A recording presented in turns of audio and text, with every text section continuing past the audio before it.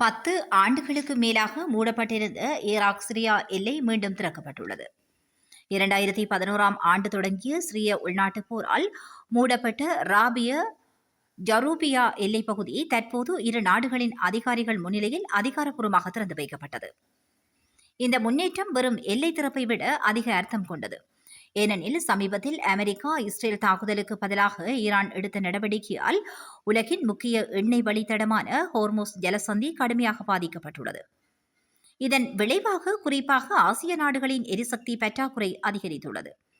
இந்த சூழலில் சிரியா வழியாக மாற்று நிலப்பாதை மூலம் எண்ணெய் மற்றும் வர்த்தக போக்குவரத்தை முன்னேற்ற ஈராக் இந்த எல்லையை திறந்துள்ளது. கடல் வழித்தடத்தின் அளவிற்கு இந்த நிலப்பாதை பெரிய அளவில் எண்ணெய் போக்குவரத்தை தாங்க முடியாது. இருப்பினும் ஈராக் பொருளாதாரத்திற்கு இது முக்கிய உதவியாக இருக்கலாம். ஏனெனில் ஈராக் நாட்டின் வருவாயில் சுமார் 90% எண்ணெய் ஏற்றுமதியையே சார்ந்துள்ளது.